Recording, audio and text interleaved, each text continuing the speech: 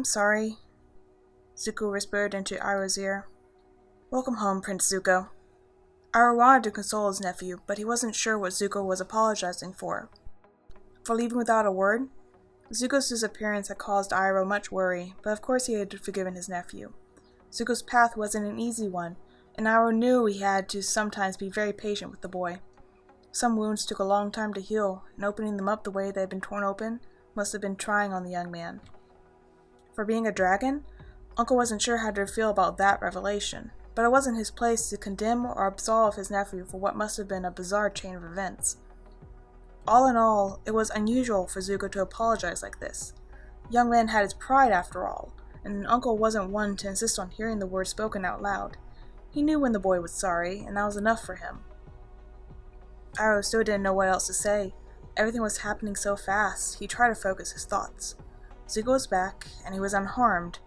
Those were the only two things that really mattered. All else could wait, although Iroh recalled the spiritual presence he'd sensed at the moors when searching for his nephew. It had to be connected to this turn of events. It, and the encounter Zuko had had with the dragon spirit. For a moment, Iroh felt irrational anger toward the spirits. First, the Avatar showed up after having been missing for a century, and just happened to do so within line of sight of their ship. Why can't the spirits stop meddling in his nephew's life and leave the young man alone? Why can't they just let him be happy? Iroh took a deep breath to calm himself. Now was not the time for him to lose his temper. Zuko needed him to remain calm and understanding. If he expressed his irritation, Zuko would interpret it as directed at him. Zuko had been raised to presume all the bad things in the world were his fault, and more worries was the last thing his nephew needed right now. It's all right, Uncle said reassuringly. No, you don't know. You don't understand. Zuko seemed to be struggling to find the right words. Zuko's stance didn't feel quite stable, so Iroh guided him down to sit under an evergreen tree. Zuko, who usually fought back all attempts at nurturing, didn't resist. Uncle sat next to his nephew and forced an understanding smile on his face. I'm just glad you came home. I was very worried. We all were. Iroh needed Zuko to know returning had been a good idea, no matter what. He'd always had a place to come back to and someone to talk to in Iroh. I shouldn't have left you like that. I knew you'd worry. I just don't think it through, Zuko said in a rush. I understand, Uncle reassured him. We all sometimes need some time alone, but I hope you know that you don't have to fight all your fights alone. I will always be here for you. Zuko swallowed hard and nodded. He wasn't meeting Iroh eye to eye, though. Zuko? Iroh prodded gently. What happened? His nephew closed his eyes and shook his head. Start from the beginning, Iroh advised. Zuko, taking a deep breath, began. Truly, you know the spirit I met. I had to get out, and I left, and she was there. She said she would be. She said she would help, and then I wasn't me anymore, and I left. I flew away. Iroh nodded. This was not the best told story of all time, not even by his nephew's standards, but he thought he would understand what Zuko was getting at. He had many questions, but Iroh didn't want to interrupt Zuko now that he had gotten the young man talking. A lot happened after that. I fought the Earth Kingdom militia, and I ran into the Order of Shadows again. Though that part really was my own doing. And I met the Avatar and this Earthbender girl, Toph. She was nice. Iroh's brow lifted. The last comment raised far more questions than it answered. Patience, Iroh told himself.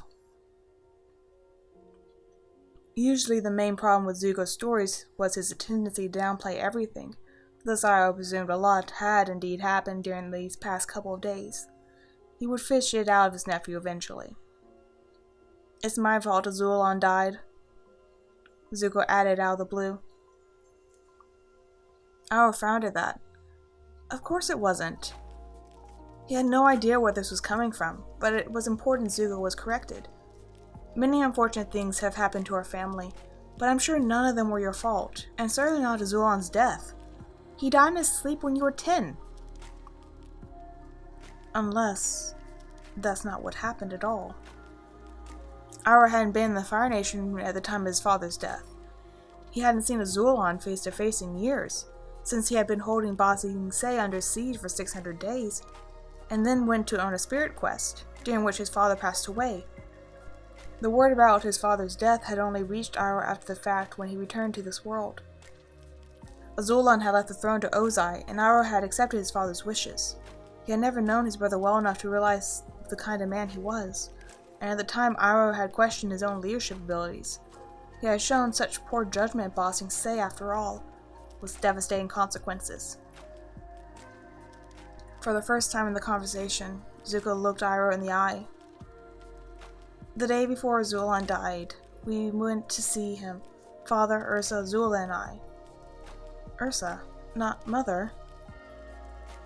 Father stayed behind to talk to him, and Azula and I hid behind the curtains to eavesdrop. Iroh could picture that, undoubtedly his niece's idea. And we heard...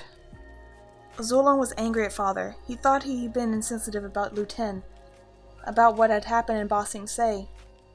Azulan wanted to teach Father a lesson about loss. Iroh couldn't believe what he was hearing. Surely this was not going in the direction he thought it was. What did Azulan say? Iroh's tone was a bit harsher than he had liked, but he couldn't help it. I don't know, I didn't stay to listen. Zuko replied. Then he hesitated a moment before continuing. But Azula did, and she said that grandfather had ordered Father to kill me. Iroh felt a fire burning in his veins. They used his nephew's life as a token in their power games? Ozai had later showcased that he cared little for what became of Zuko, but Azulan? There must have been a misunderstanding. And yet, Zuko must have suspected this for years, and had not once shared his doubts with Uncle, probably because it was too awful to believe. I remembered what Ursa had said. I did something bad, but I did because I love you, both you and your sister, very much. When Zuko had found out from Zhao's mind that his mother had been banished, he hadn't given Iroh many reasons as to why that might be the case. Iroh had wondered about that, but he had let it pass at the time. It hadn't seemed right to blacken Ursa's memory by dwelling on her possible sins. Iroh needed to hold Zuko by the shoulder to get his full attention. What happened that night? It wasn't your fault. Do you understand me? Zuko looked surprised for a moment. Hesitantly, he asked, You're not angry with me? Iroh hugged his nephew again. Of course not. Zuko pulled back abruptly, worried shadowed his face. You're not going to... It wasn't Mother's fault either. It wasn't! I would have been lying to himself if he had said he wasn't feeling an irrational resentment toward Ursa. But he understood. He really did. There was very little he wouldn't have done to keep Luten safe. It's what any parent would do. No, it wasn't Ursa's fault either, Iroh agreed solemnly. For a moment they just sat there in silence. Iroh noticed the shadow around them growing long. The sun had almost set. There was still much left to talk about, but it would be safe to do so back at the ship. About the whole dragon business, Iroh began. I still expect to hear a more detailed summary of what exactly happened. Zuko nodded. But first things first.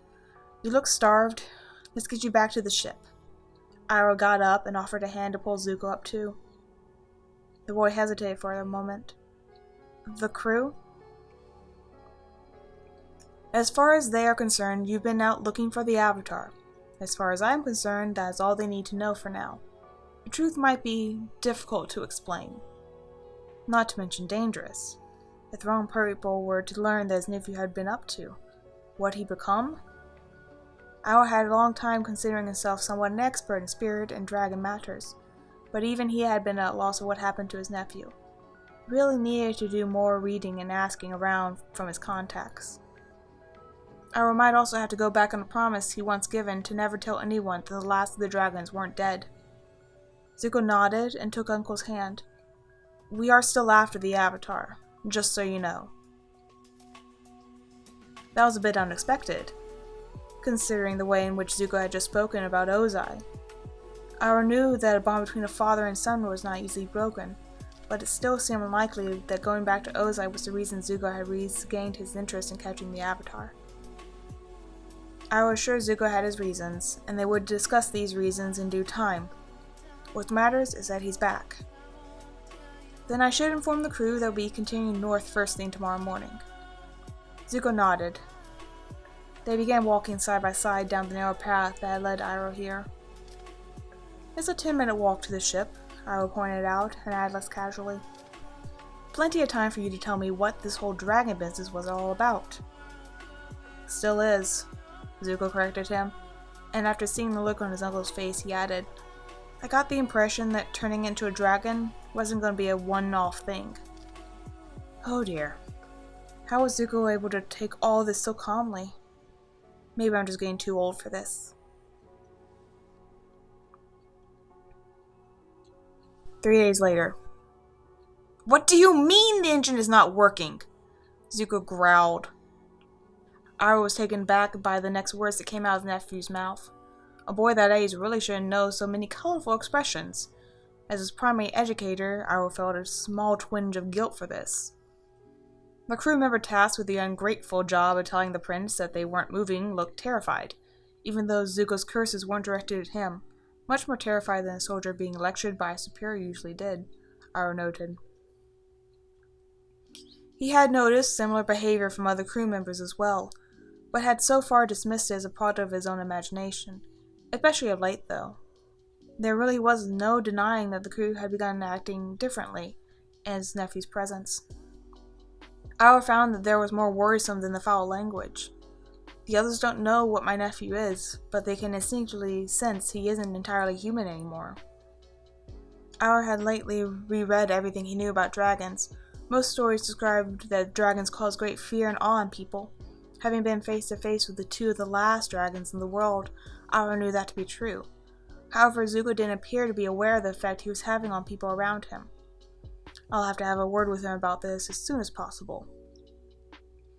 I'm sure everything is being done to get us moving again, Iroh put in, and excused the crew member with a nod.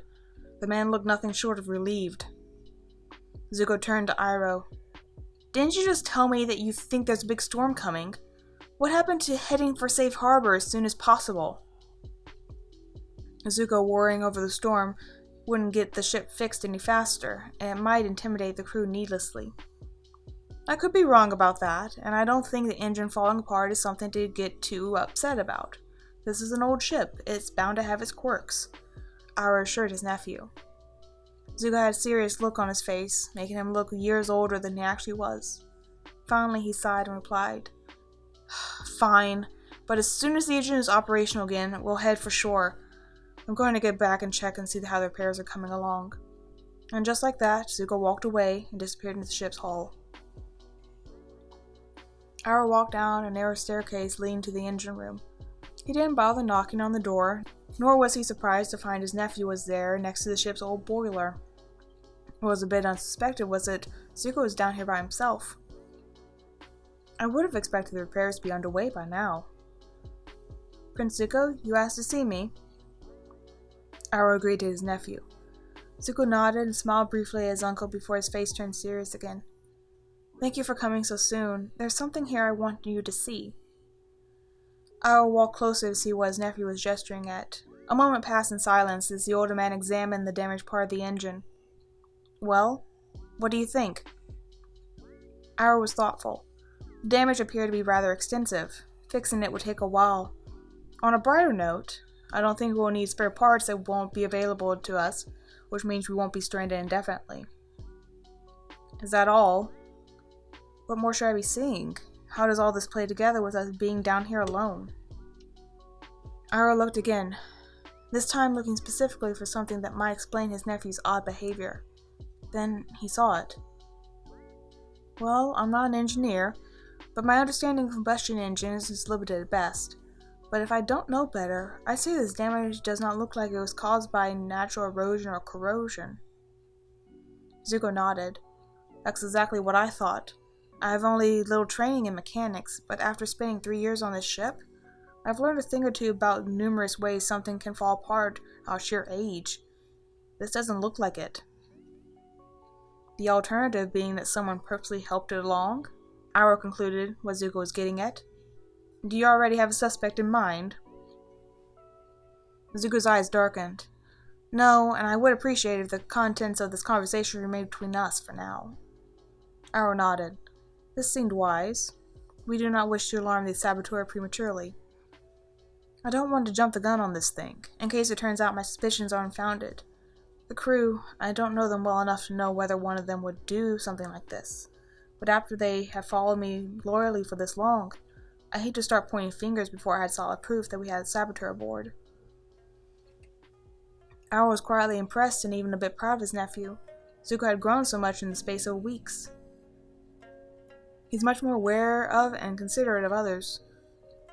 Also, despite what he said earlier, I have a strong feeling he's more lenient toward the idea than capturing the Avatar. May not be the most important thing in the world.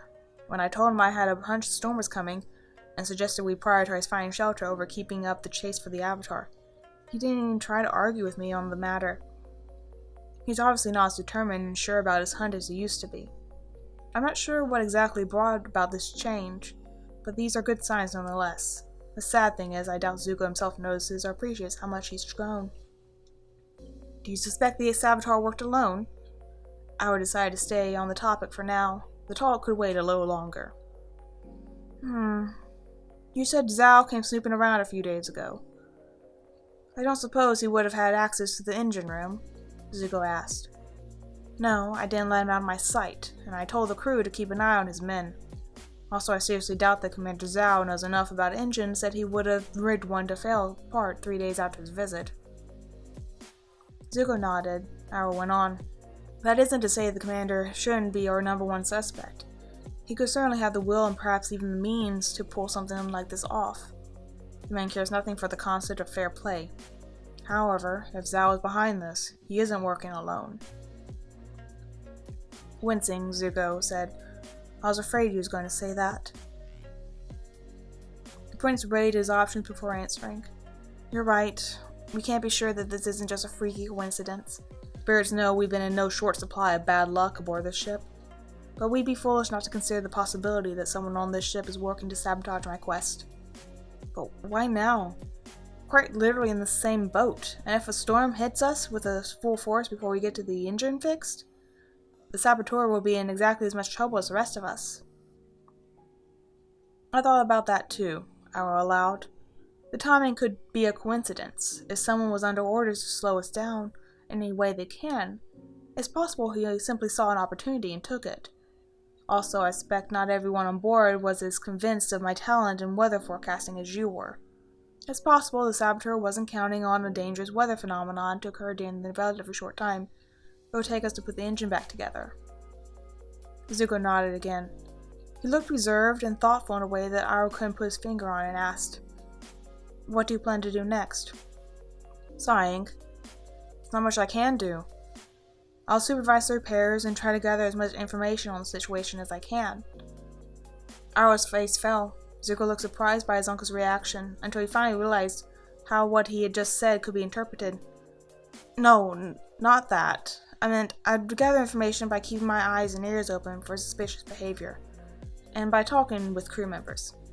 Only conventional methods of gathering information, I promise. So, what's up? The mood in the room immediately turned into an awkward one at Prince Zuko's attempt at casual conversation. Okay, small talk is definitely not one for this kid's strong suits. Seaman Oki had been working on repairing the engine with 2 others, Seaman Zhu and Li. The young prince was here to supervise the process. The situation was unusual as far as Oki knew. He had no training or special interest in fixing engines. He was usually busy training firebending or looking for the Avatar. It certainly wasn't like the young man to hang out with his crew for the sake of being social. Oki couldn't help but get the feelings that something more was going on than what met the eye. Truth be told, the prince had been acting a little off ever since he came back from his latest trip to find the Avatar. Or more precisely, when he came back from being missing for days. It had been obvious from General Iroh's behavior that the old man didn't know where the prince was or when or if he would come back. Now everyone, especially Iroh, was acting like the boy's disappearance had been a scheduled thing, and nothing out of the ordinary. which just made the whole situation all the more confusing. It was a bit strange, stranger than usual even. Well, Seaman Zu got his act together the fastest. The repair should take at least a few more hours, sir. Out of everyone on the crew, Zu had the most training in engineering, so Oki was going to take his word for it.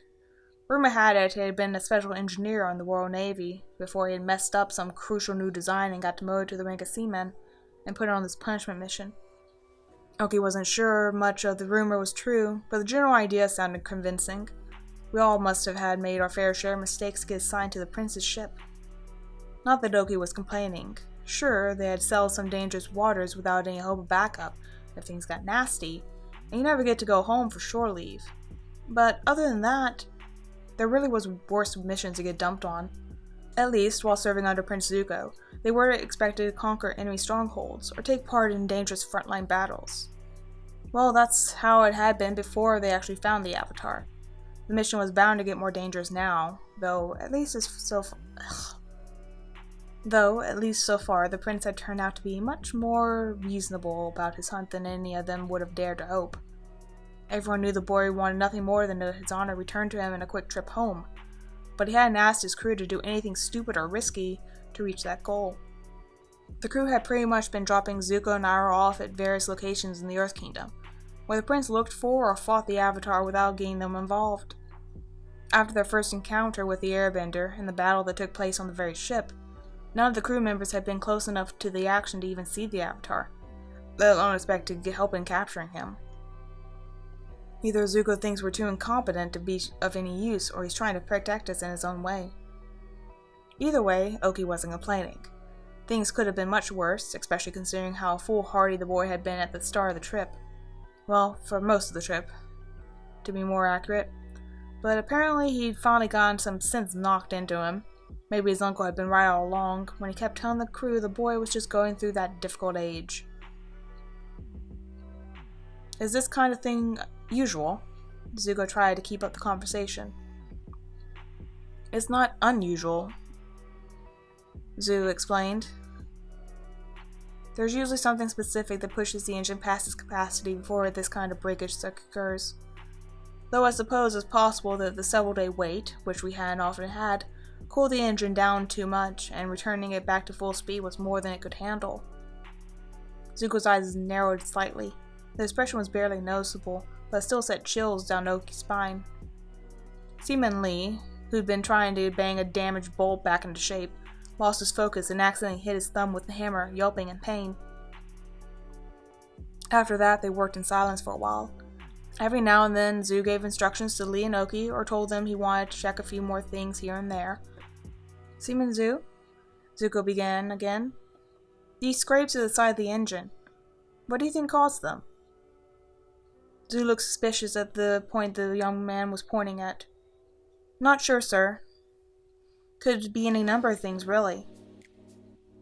Kinda looks like claw marks, Lee pointed out. Then remembered the prince was there and added with a gulp, Sir? Oki looked at the damage. There's a few scrapes at the side of the engine that looked new. Normally would have dismissed it as nothing, but then again, the prince seemed interested. Was that the reason why he was down here with them? The silence stretched on until Oki's curiosity got the best of him. He wanted to know what really was going on, and he had a feeling it had something to do with the prince's disappearance. Too bad the only person who had the answers was the boy himself, and this was the kind of topic that was dangerous ground near the youngster on the best of days. Oki tried to phrase his words carefully. Sir, I was wondering, any luck finding the Avatar in your last search? 9 times out of 10, it wasn't a good idea to bring up the Avatar, especially the fact that the Airbender was still evading capture around Prince Zuko.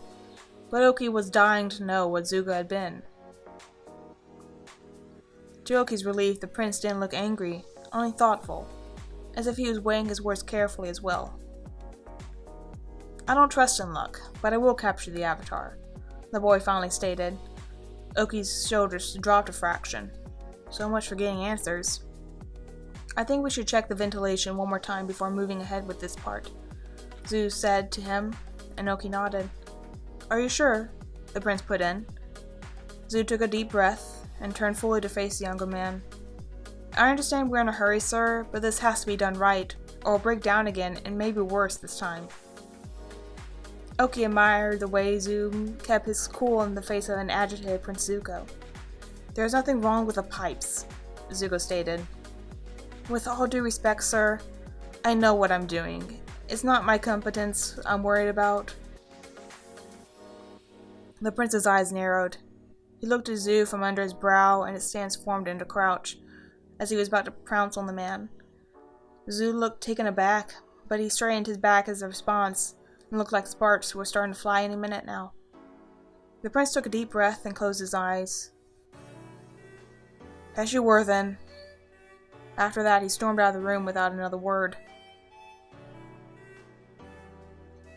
All in all, this wasn't a good hiding place as I originally thought it would be, Zuko thought to himself as he held the Avatar's air staff in his hands. He had been stomping through the ship's corridors when it had crossed his mind to check if the staff was still where he left it. Uncle had volunteered to watch over the repairs for now, leaving Zuko some time to gather evidence, and to calm himself, which was why he had come down here alone. Ever since Uncle had chosen to buy the two birds they traveled on in the Earth Kingdom, the animal compartment of the ship had been packed beyond what it had been designed for. Kimono rhinos and ostrich horses didn't exactly get along, but at least they hadn't gotten into fights yet. Each animal had a separate stall, but when animals wanted to whack at each other, a small wooden fence wouldn't stop them. What do you know, maybe Fire Nation and Earth Kingdom can get along, despite our differences. Zuko had often come down here when he wanted to be left alone. Thanks to the smell, no one else came here to hang out, which made it one of the only places on board the ship besides his own room where the prince could have some privacy. Today, however, the mood in the room was less than calming. The animals appeared nervous, and Zuko's attempt to calm them down had been less than fruitful. It was almost as if they were afraid of him. Great. Them too. When Zuko had decided to hide the Avatar's air staff, this place had felt like an obvious choice. Plenty of dark corners and other hiding places. And if the smell wasn't enough to make people think twice about searching the place, the kimono rhinos scared most people into thinking better of it. They weren't hostile by nature, but you had to know how to handle large animals if it was to be safe to be near them. Of course, in retrospect, the Avatar not only knew how to handle large animals, but appeared to be quite fond of them in general. If the airbender wasn't scared about meeting a dragon, he wouldn't have batted an eye at kimono rhino. With my luck, Aang would have stayed here to pat a few kimono rhinos and then stumble upon his staff hidden behind one of the vents. When Zuko had confiscated the staff during the first encounter, he hadn't understood just how important it was to the air nomad. He had presumed it was an object that was useful in a fight, but it had primarily sentimental value. Now he realized what the staff represented: freedom. An air nomad can fly with this thing, and despite what Toph says, there's nothing quite like flying to get worries off your mind. The Avatar didn't appear to worry about anything, but Zuko now thought the boy probably just doing his damnedest to avoid facing up to his responsibilities, because on some level he knew that when he finally did, he'd be taking care of those responsibilities until he was old and gray, if he lived to be old in the first place. Zuko had had similar worries in the beginning of his quest, and capturing the Avatar was a fairly doable task in comparison to restoring peace and balance back to the world. The boy's goal appeared to be saving the world, but he didn't have any idea how to do that or even what he wanted the world to be like after it was saved. The same as it was 100 years ago? There was no erasing the progress that had taken place while the Avatar wasn't around. The Fire Nation couldn't go back to its old ways. Someone really ought to knock some sense into that kid before he does something irreparable. In order to fulfill his part in all this, Zuko would have to find the Avatar as soon as possible. In order to do that, he had to find out who was sabotaging his ship. Zuko walked out of the animal compartment, the air staff still in hand. There may be a saboteur aboard his ship. That left Zuko with 22 suspects, presuming it hadn't been him or Uncle, and presuming there wasn't a stowaway aboard somewhere. It seemed unlikely on a ship this size, but Zuko couldn't rule the possibility out outright. He had to look into that. All crew members had access to the engine room. Kinda silly in retrospect. I had to do something about that in the future.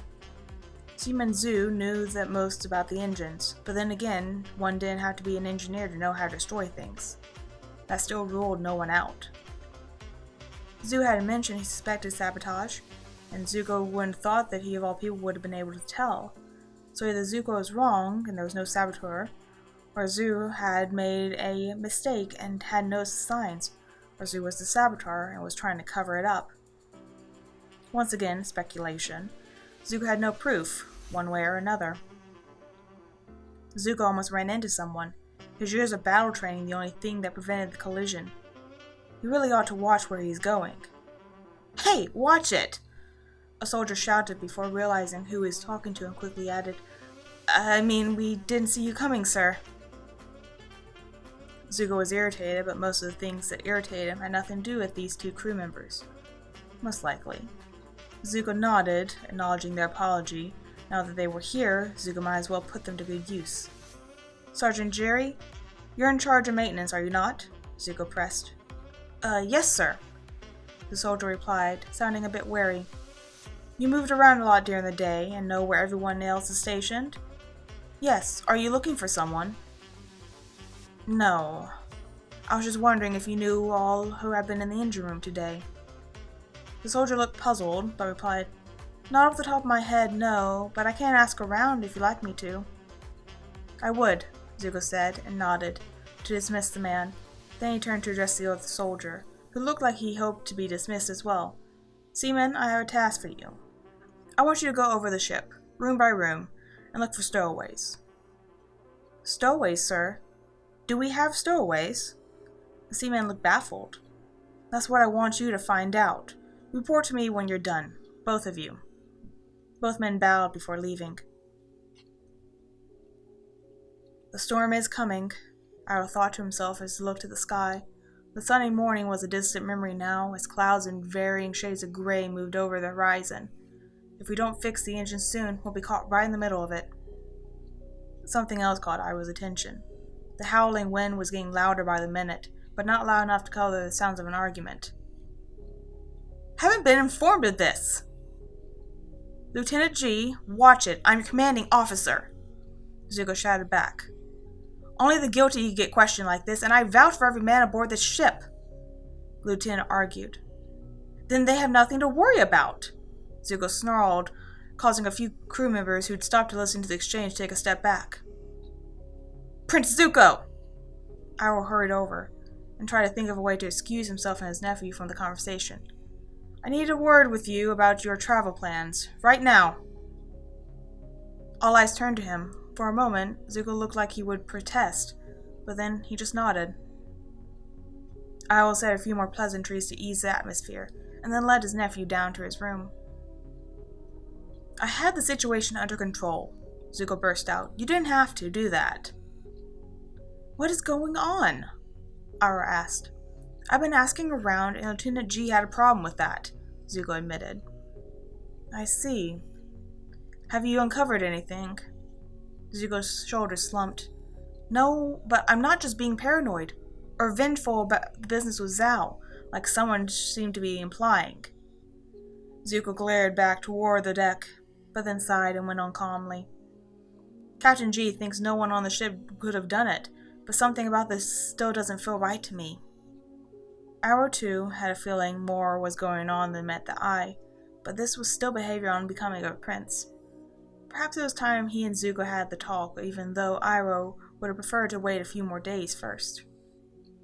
Sighing, this wouldn't be easy on either of them, but what needs to be done rarely is. "Zuko." Iroh paused to wait until his nephew lifted his gaze from clenched fists and looked at his uncle. "We need to talk." "I know," Zuko admitted, resignation in his voice. Iroh guided Zuko to his room and closed the door behind them. Then he gestured for Zuko to take a seat. "You've changed." Iroh cut straight to the chase. Zuko flinching at the word, but didn't look away. Instead he sighed and said, "I know, I've been fighting the crew, but I promise I'll try to avoid being that from now on. I don't want to rule with intimidation. I'm not like Azula. I'm not like that." Iroh nodded. He was grateful Zuko was meeting him halfway by admitting he had changed. That wasn't enough, though. Zuko wouldn't be getting off that easy, not when Iroh suspected he could handle more. I'm glad to hear you've decided to be more gentle on the crew. That, however, isn't the only thing I want to talk about. Zuko narrowed his eyes. What do you mean? Here goes. I do hope I'm right about him being ready to hear this. Ever since you came back from your latest adventure, and even before that, I've noticed changes in your attitude and beliefs, increasingly so of late. I don't know what you're talking about, Zuko said, but Uncle suspected he did. You told me that after the flood, you let the Avatar go without there being at least a physical injury to stop you from trying to capture him. That confirmed many of my suspicions. Are you saying I'm a traitor? Zuko sounded more upset than angry. Another good sign. Oh no, of course not. What I'm saying is, this kind of behavior you just during the day sound like something a rational person with his priorities in the right order would do. I'm glad you've learned to admit your limitations and save your energy for fights worth fighting. Zuko looked upset, but he appeared to guess more was coming. The teenager braced himself and asked, And you think it's because I turned into a dragon? A good question, but how to best answer it? Yes and no. I do suspect the change you underwent was more than just a physical one. Zuko's face fell. Iroh tried to comfort him. But change isn't always a bad thing. It's a natural part of life. We all change, and it can be healthy and even necessary sometimes. Changing doesn't mean you won't still be you. You're still my strong-willed and quick-tempered nephew. Of that I have no doubt. You have more characteristics of fire than perhaps anyone I've ever known. However, I do believe dragons are also air, if to a lesser degree, and air is best known for its freedom and playfulness. I have to admit, I haven't personally witnessed that side of dragons, but then again, all the dragons I've met were very old, whereas you are still very young. I'm not carefree and irresponsible. I'm nothing like the Avatar. Zuko's temper flared. Iroh knew his nephew's limits, and they hadn't been reached yet, so he went on, his tone serious. I don't think it's just turning into a dragon that changed you. Some of the things you discovered made you question things you probably took for granted. And you've questioned something once, it's impossible to go back to blind faith. Zuko was very quiet. Iroh had been preparing himself for any reaction his nephew might have had such an obvious reference to his father, but he hadn't expected silence. Iroh wasn't sure if it was good or a bad sign. Either way, he wasn't backing down yet. Believe me when I say this, I speak from experience. Iroh gave Zuko time to consider his words. When Zuko finally opened his mouth, his voice was barely above a whisper. What do you want me to do? Iroh shook his head slowly. I'm not going to tell you what to do. All I'm asking is that you stop and think about your life, and consider the consequences that your actions might have on the long run. He certainly had enough people telling him what he's allowed to do with his life without adding to the bunch.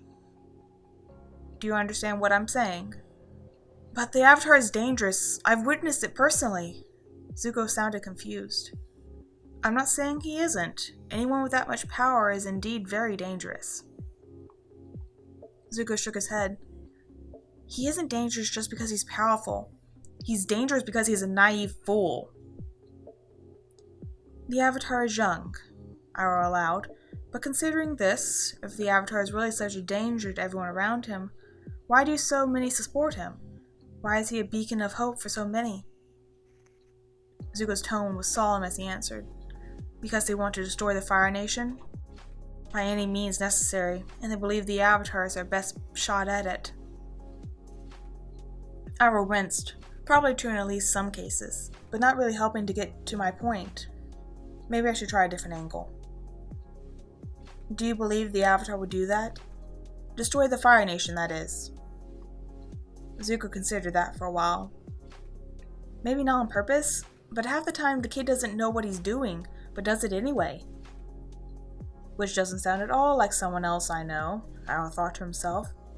Though to his nephew's credit, perhaps the Avatar was in fact the more reckless of the two, even if not by much. Sounds to me like the Avatar is in need of much help and guidance, Iroh said thoughtfully, emphasizing the new revelation factor of the thought by grooming his beard. No, Zuko said. I'm pretty sure it needs to be stopped. Pretty sure. I can work with that. The entire ship shook. Zuko got up and ran out of the room. Now what?